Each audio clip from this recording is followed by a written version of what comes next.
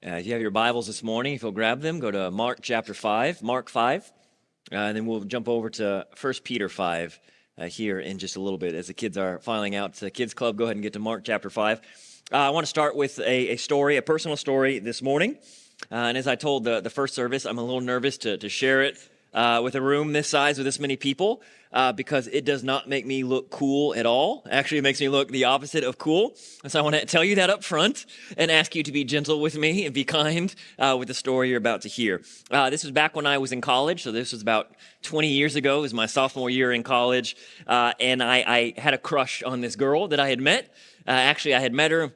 She wasn't part of my college Bible study, small group, or anything like that. But we were at a ministry event one morning, and there's this new girl there, and I was smitten. I don't know if anyone uses that word anymore, but I think you know what I'm talking about. And I don't know how it worked out, but we started hanging out more. Seemed to hit it off, seemed to be moving in a really good direction. And so I was excited to see where it might go. I thought maybe it was going somewhere really good. And then one weekend, I had some buddies from high school who were in town, who were visiting, because the college they went to, their football team was coming to play our football team. And so I was excited they were coming out, hadn't seen them in a long time, and invited them over to my apartment to hang out. And I invited the girl too, because that's kind of like a sneaky, low-key move to like build connections, right? Hey, come meet my friends, and hopefully you like them and they like you, and then I can like build on that. I don't know. That was the idea. But as you know, things don't always go the way that we plan. And as I've told this past Wednesday, our adult Bible study, ladies, I don't know if you know this, you probably do, but something happens when a group of guys get together and collectively their IQ drops, and we don't know why. Scientists can't really put a finger on it, but something happens and changes when a bunch of guys get together. We get real dumb. Okay, that's the easiest way to put it.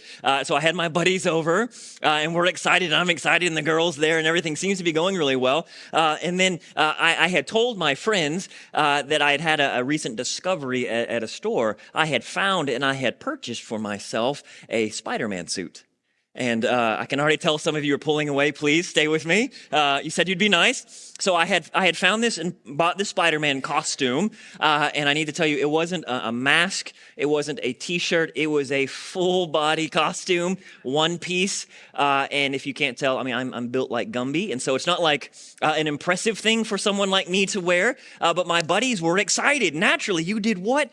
We need to see it. You should go put it on. And so naturally, I was like, of course, I should go put it on. And I run upstairs really excited, just living the dream. I'm so happy. My friends are here. I've got this costume. I got this girl. And so I put it on, and I come back down the stairs. And as I hit that last step before I turn back into the living room where everyone is, my rational mind finally comes to the surface and says, hey, this probably isn't a good idea.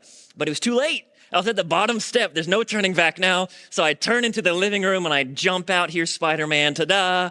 And the room erupts. And they're hooping and they're hollering and they're cheering and they're laughing. And I'm just reveling in the glory of this moment. And I'm spanning the room and I lock eyes with the girl. And in real time, no exaggeration, I see the light leave her eyes.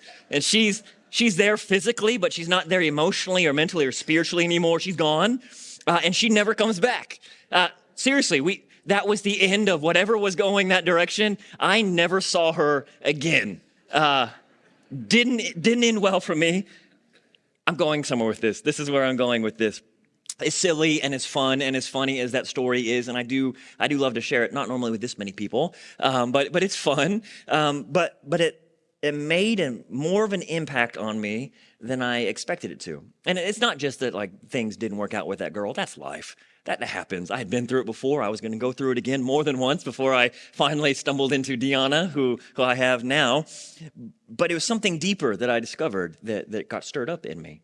Something that was lingering, and it was this really critical little whisper of a voice in the back of my mind that said, see, I told you were going to ruin it. See, you can't really show people what you're really like because it's going to push them away. It's going to scare them. You're going to mess things up because you're just too weird. Now, I don't know. I don't know if you, probably not, but you may not have a Spider-Man costume in your closet at home. You may not have gone through that, but it's highly likely that you recognize that voice. You've heard a voice similar speaking to you or whispering to your heart that you're just too weird or too this or too that. And you need to hear this morning that that's not a coincidence. That's not just part of life as we're growing up and figuring out who we are. What have we been talking about this entire series? These things that we hear that don't just pass over us, but that land and that we carry with us aren't just difficulties in life. It's the work of our enemy, the devil, because he knows if he can whisper these truths into our heart and get them to stick there, he can trap us. And he can twist us, and he can torment us, and he can hold us back from the fullness of life that our God has for us. But the good news is we don't have to let him, right? So that's what we're going to talk about this morning. This is the bold lie that we're going to address, and it's that I am too much. I'm too much. So here's how it plays out, because it plays out in different ways for different people. For some people, they feel like they're too much because they've learned from personal experience that it's not safe for them to share their feelings or to share their emotions. Maybe they've been told to stop being such a baby when they're scared or worried about something. Or maybe they've been told to just calm down, or it's not really that big of a deal when they express that they were frustrated or upset about something. Or maybe even worse, maybe even meaner, they were really excited about something and they went to share it with someone that they trusted, that they thought might understand, and they got told, look, no one cares about that. You keep that to yourself. Some people feel like they're too much because their feelings are too much. Other people feel like they're too much because their personality is just different. And it doesn't quite mesh with those around them. Maybe they're too loud, or maybe they're too intense and they come on too strong, they've been told, or maybe they just have more energy, they're more active than other people. Maybe they've been made fun of because their interests or their hobbies are different. Or maybe they feel like, or maybe they've even been told that they're just annoying and they need to tone it down. Still, other people feel like they're too much because someone else has told them that they're too clingy, that they're too needy, they're too emotional, they're too sensitive. You need to give me some breathing room, and they've been pushed back. Or maybe it's just that they're too much for other people to deal with. Maybe they have too many ideas, or they ask too many questions, or maybe they're too messy. They've been through too much. They're carrying too much baggage. They're too messed up, and other people just don't know what to do with them, so they don't. They kind of keep them at a distance. Now, whether they've been told that directly, or maybe they just picked it up from how people have treated them through the years, but people who feel like they're too much in some way often take it to heart and they internalize it. And as you know, that usually doesn't correct itself. That usually doesn't get better on its own. More often than not, that leads to deeper and longer lasting issues than just kind of a momentary sorrow or frustration.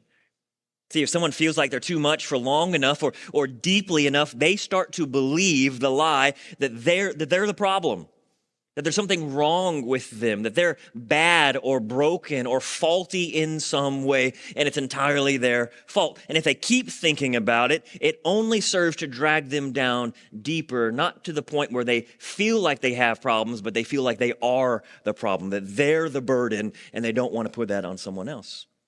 So because of that, they have a hard time navigating life. Because they're carrying this burden, that they're the burden, they have a hard time making healthy and upholding healthy relationships. And some act out. Some get angry because of this hurt that they don't know what to do with. And so it just erupts like a volcano, and they're mean and they're nasty, and they attack others because they feel so hurt and broken inside. Others act out by leaning more heavily into that thing, whatever it is. Oh, you think I'm weird? Well, I'm going to be even weirder now, and I'm going to be louder and bigger and more in your face. And it's almost as if they feed off the negative energy, and it's because they're hurt and they don't know what to do with it. They don't know how to resolve it. They have this open wound within them, and nothing seems to shut it, but all these other things start to creep in, more poisons like bitterness or resentment. For still others, they don't act out at all. They withdraw, they turn inwards, and they pull back and they hide who they really are or what they really think and feel, and they do it to protect themselves. They don't like the pain of rejection, and they're scared they're going to be rejected again, and so they harden their hearts and they avoid letting people get close to them because they don't want to find out again that they're too much. Or maybe they get really good at faking it. And just like acting like everyone else, or bending and contorting and changing themselves so that they can fit in, or at least kind of minimize the friction. Still others become masters at making themselves small. They do whatever they can to not be noticed, to not stand out, to not get in the way. They do whatever they can because they're desperate to prove that they're not really a burden. But here's the problem with all this. Regardless of how it plays out, believing that you're too much isn't just something that hurts you, it's something that becomes hurtful. And what I mean by that is it doesn't stay here, does it? It stays here and it weighs you down, and then it starts to resonate and ripple out into your life, and it spreads its hurt and its pain all around you. See, as a human being, you were made to be in relationship with other people. It's what God designed you for. But what this lie does is it sinks in down deep and it creates a disconnect. And it puts a distance between you and these other people that God created you to know and to walk through life with. And so this lie doesn't just hurt you, it becomes hurtful and damaging and destructive all around you because it isolates you. And more than just making you feel lonely here and there, time and again, it starts to make you feel unlovable and untouchable. So maybe you can see how harmful and destructive and disruptive this lie can be. And you can see, again, this isn't just a challenge or a difficulty that we face because life is hard and people are different. This is the work of our enemy, the devil, who is trying to destroy us and hold us back from what God has for us. But again, there's good news today. How do we deal with lies like this? What have we learned? We confront it with the truth. We don't listen anymore to the lies of the enemy about who we are. We confront those lies with the truth of who God says we are. And that's what we're going to do this morning. So if you're taking notes, write down this better truth. You might feel like you're too much, but here's the better truth. I am never too much for God. I am never too much for God. That's the main idea this morning. I'm going to break it down for us into two main parts, two main points. And here's the first one. God can handle our worst burdens. God can handle our worst burdens. Let me show you. Mark chapter 5. You can follow along as I read out loud for us. Mark 5, verses 1 through 15. It says this is Jesus and the disciples. It says they came to the other side of the sea, to the country of the Gerasenes. And when Jesus had stepped out of the boat, immediately there met him out of the tombs a man with an unclean spirit. This man lived among the tombs, and no one could bind him anymore, not even with a chain. For he had often been bound with shackles and chains, but he wrenched the chains apart and he broke the shackles in pieces. No one had the strength to subdue him. So night and day among the tombs and on the mountains, he was always crying out and cutting himself with stones. And when he saw Jesus from afar, he ran and fell down before him. And crying out with a loud voice, he said, "What have you to do with me, Jesus, Son of the Most High God? I adjure you by God, do not torment me." For Jesus was saying to him, "Come out of the man, you unclean spirit." And Jesus asked the man, "What is your name?" And he replied, "My name is Legion, for we are many." And he begged him, the man begged Jesus earnestly to not send them, the demons, out of the country. Now there was a great herd of pigs that were feeding there on the hillside, and so they begged him, Jesus, saying, "Send us into the pigs instead, let us enter into them." So Jesus gave them permission. And the unclean spirits came out and entered the pigs, and the herd, numbering about 2,000, rushed down the steep bank into the sea and were drowned in the sea. And the herdsmen fled, and they told it in the city and in the country, and the people came out to see what it was that had happened. So they came to Jesus, and they saw the demon-possessed man, the one who had had the legion, and he was just sitting there, clothed and in his right mind, and so they were afraid. Now, I know a lot of you know this story. You've heard it before. You've read it before. And so the danger here is that we are so familiar with it that it's kind of flattened and it loses kind of its punch and what's happening here. And so let's, as best we can this morning together, let's be open and have open hearts and minds, fresh eyes as we approach this story, especially as it applies, especially as it shows us what God is like in Jesus. So in the passage just before this one, you can look in your Bibles at the end of Mark chapter 4, the surrounding context is Jesus and his disciples, his friends, had left the busyness of ministry. They were exhausted. They needed a little time off, and so they got into a boat and went across the sea, presumably to take a break, to get some rest. But many of you know the story. What happened is they were crossing the sea. This horrible storm came upon the sea, and it was raging, and the wind and the waves were whipping all over the place, and the disciples and everyone in the boat, these veteran sailors, were scared to death, and they thought they were going to die. But what does Jesus do? Do you remember? He had been sleeping, but he wakes up, And he rebukes the storm, and what happens? It's still. There's silence. And the disciples and the people on the boat are like, whoa, what do we do with this guy? We don't know people who can do this kind of thing. They can calm the storm. And so they keep moving forward, and they finally, the next morning, it says, our passage, they finally get to land. And I know they're ready to be out of that boat. I don't know how much they slept the night before, if at all. They had already been exhausted. They're ready to just rest and take it easy on solid ground again. And what happens as soon as they step off the boat? It says the second they get off the boat, a madman who, according to Luke's gospel of this story, Luke's version, is completely naked. This madman comes howling out of nowhere and running right at them full of rage. Now, I want to pause here. I want you, as best you can, to imagine what it was like to be a disciple in that moment. Again, you're exhausted from doing ministry. You're exhausted from the night before, not sleeping because you thought you were going to die. You're kind of emotionally exhausted because Jesus keeps doing things that you don't understand how he's doing it. And now you finally think you can turn all that off and just rest, but you look up and a naked man filled with demons with chains on his wrist comes howling at you down the beach out of the shadows of a graveyard. How do you think you would respond? Probably not well, right? So I imagine they freeze, but as it turns out, this man's not looking for them. He's not running at them at all. Where's he going? He's running to Jesus. And it's not so much that he was raging. He wasn't ready to attack. He was desperate. Why? Because this man was too much for anyone to handle. Isn't that what the opening verses said? Well, what does it describe here? His life was awful. He had become, through no fault of his own that we know, he had become this uncontrollable monster. His friends and his family, his neighbors, the people in his city, they literally did not know what to do with him anymore. We keep chaining him up and locking him up and trying to get rid of him, and we can't because the demons, they're too strong. And he screams out and he breaks the chains and he breaks free. So we don't know what else to do with him, so we're just not. We're just going to release him. And how has he been living life? Like an animal. He's out in the wilderness. He lives in a graveyard. He's screaming and crying out and hurting himself day by day. That's his existence. He's not just an outcast. He's become a living nightmare.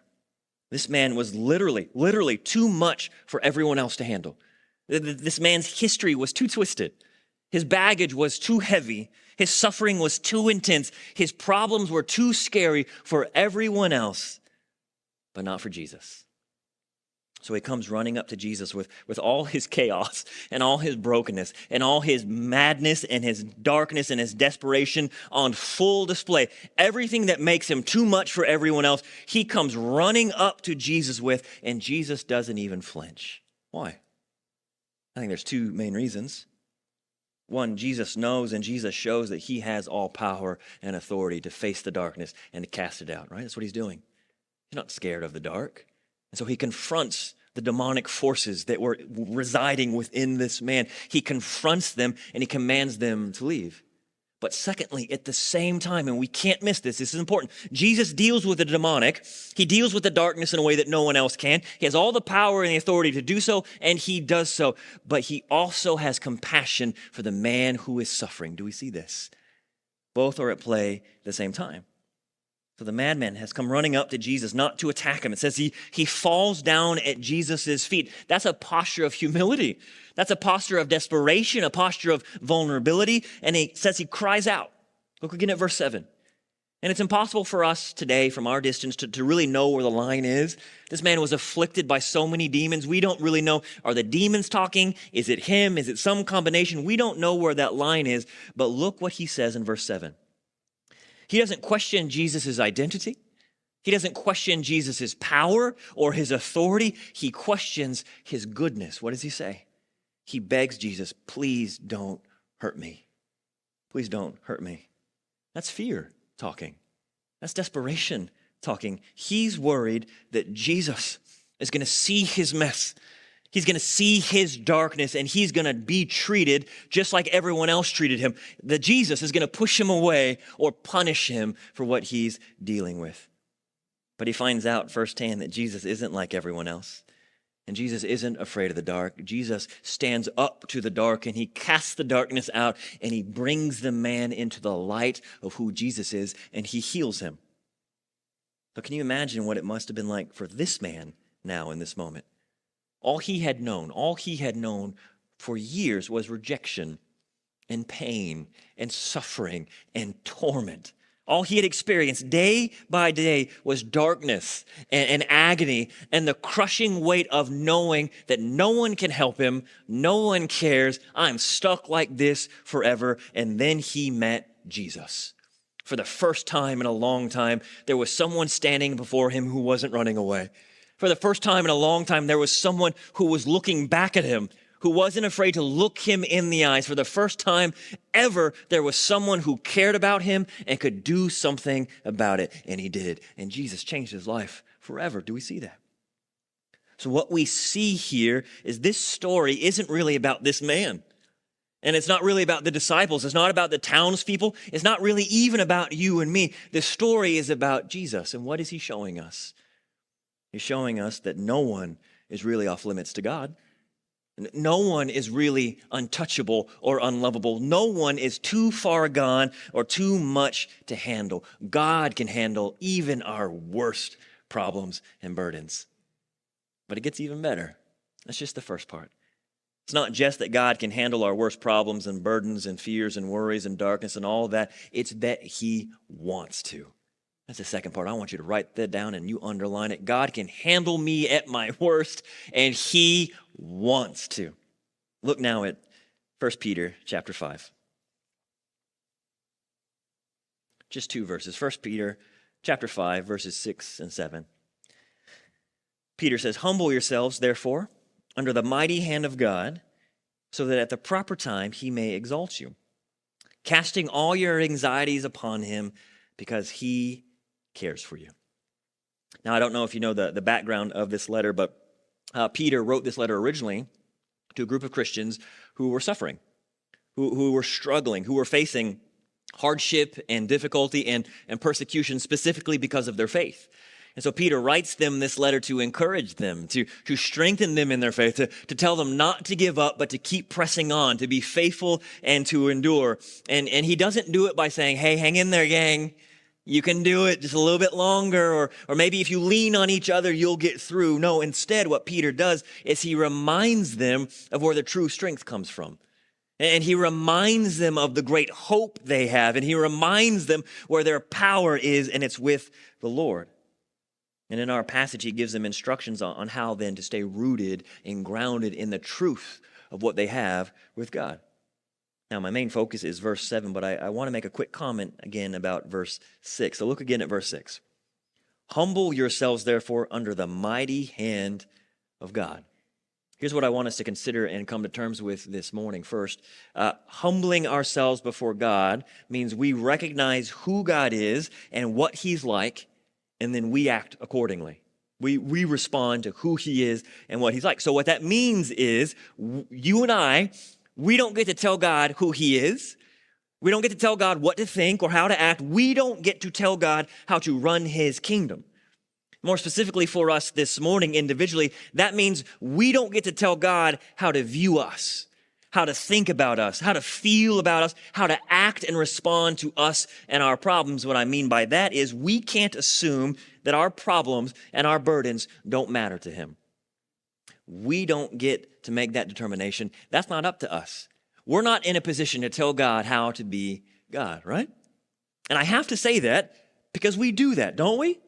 Even as Christians who should know better, who do know better, we so often convince ourselves not to take our problems to God. Let me give you some examples of how this plays out, and you can just think to yourself, put a little check mark when I mention one that you've thought or felt before. Sometimes Christians, we come up with all these different reasons and justifications and rationalizations, all these reasons why we can't or why we shouldn't, why we won't bring our burdens to God. And sometimes it looks like this. Look, God, yeah, there are more people out there who have it worse than me, and so we keep it to ourselves, as if God is juggling too much and he needs a breather. Or sometimes we say, look, yeah, I mean, this is bad. I'm worried about this, but I'm strong enough. I'm big enough. I can take care of it myself. I don't really need him. Or sometimes we say, there are people out there that I know do have it worse. And so get to them first, God. I'll take a number and I'll wait. And when you're ready, when you have time, maybe you can come to me. Or my problems are just too insignificant. That you got more important things going on. Don't worry about it. And we keep them to ourselves. That's us trying to tell God how to run his kingdom. It doesn't work that way. Or maybe it's the other end of the spectrum. Maybe you are fully aware that you're the problem, that you're worse than those around you, and God is looking at you, and God does need to help you, but you're embarrassed about it. And so as if you could ever hide it from him, you try to, and you try to kind of withhold it, and you don't want to admit it to yourself or admit it to him, because then now this thing is real, this thing that I've been burdened with or worrying about. Or maybe sometimes it's like, God has already forgiven me. God has already helped me. God has already talked to me. We've already been through this thing so many times before. I can't come back to him now, right? Well, so what I'm going to do is I'm going to clean myself up. I'm going to get right. I'm going to act right. I'm going to look right. And then maybe I'll bring it to God. That's not your call to make, friends. God is the king of his kingdom. He does not ask us to fill out an application. Do we see that? Our job is not to tell God what to think about us, how to care about us, how to respond to us and what we're dealing with. Our job from God's mouth itself, from God himself, our job is to be open and honest with him and then trust him with it. That's what we have here. So look now at verse 7. Cast all your anxieties, your translation may say, all your cares upon him because he cares for you.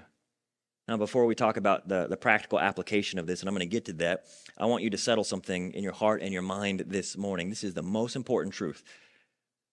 God knows what you're going through, and he cares. Hear me.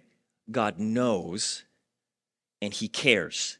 He knows, and he cares. He knows and he cares. And I have to say it again and again. God knows and he cares, because we need to hear it again and again. God knows and he cares. He's not too important for you. He's not too busy for you. He's not somewhere far off in the sky heavens somewhere doing more important things, hoping you can figure it out on your own. God knows and he cares. He is fully aware of what you're going through. He is fully aware of what you're carrying. He's fully aware of what you're up against, and he's actively involved. God knows and he cares. I think this goes perfectly with something we touched on last week. God doesn't just tolerate you. He delights in you. He loves you. So it's not just that God knows what you're dealing with because he's the king of the universe and he knows everything. It's that he knows what you are dealing with and he cares about what you are dealing with. Do you hear the emphasis there? Again, I'm coming on strong this morning because I need to hear it, and I know so many of us need to hear it because we come in here and we act like good little Christians and we act like this is true for somebody else. Yes, I know God knows. He's the king. He knows everything. He runs the universe. And I know God cares, but we don't apply it to ourselves. But we don't get to make that call again, do we? What does God's word say? Cast all your cares upon him because he cares for who? What does it say? Look at your Bible. For you. And you, and you, and you, and you, and you, right?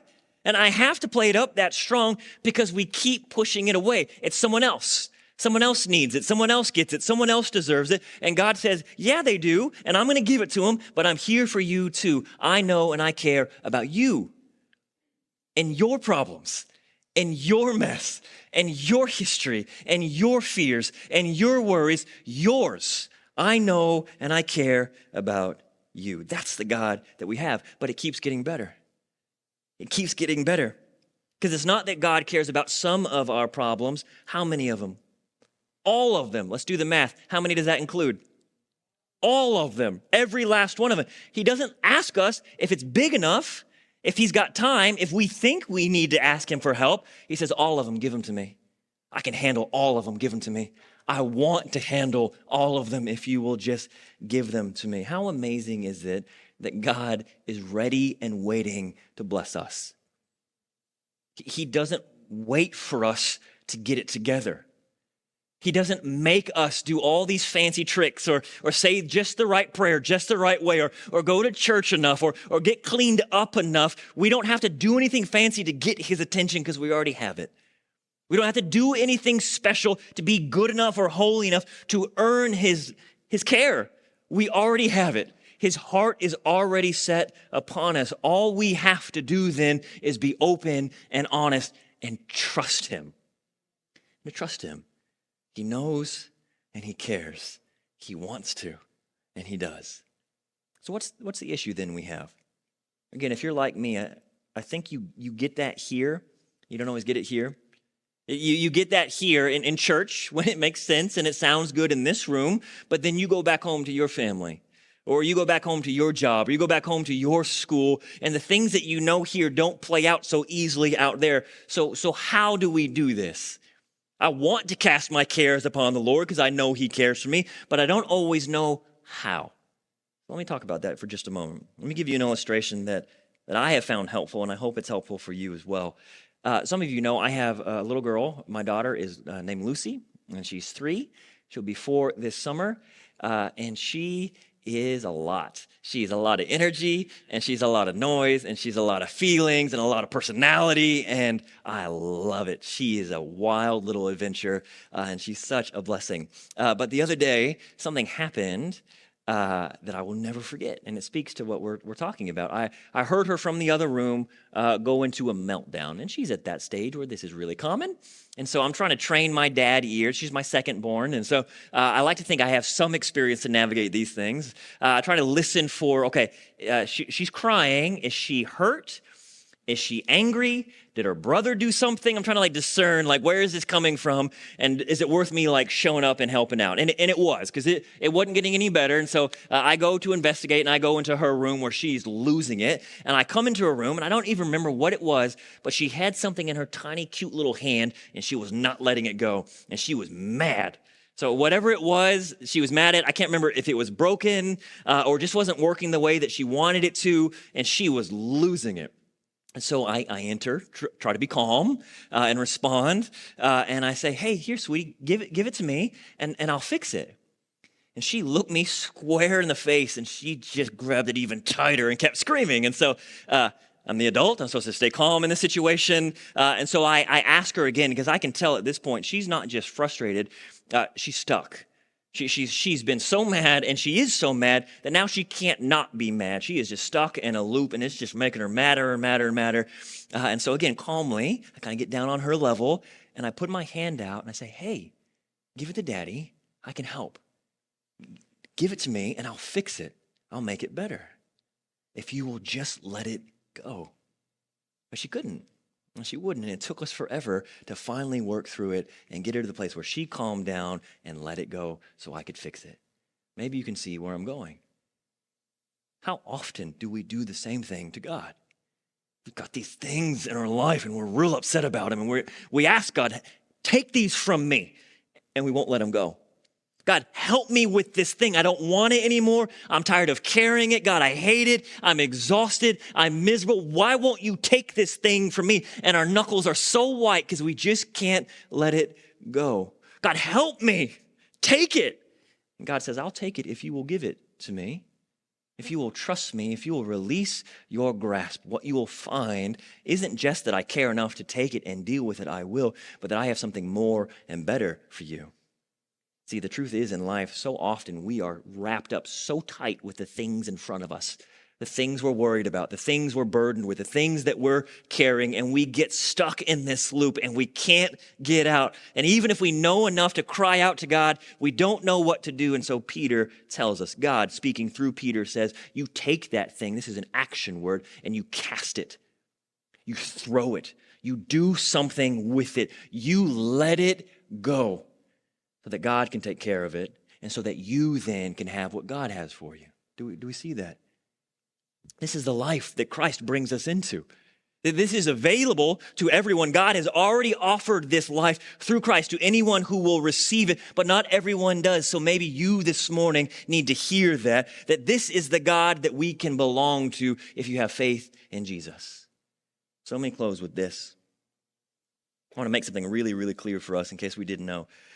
Being a Christian, belonging to Jesus, does not automatically, magically make your life perfect. Do you know this?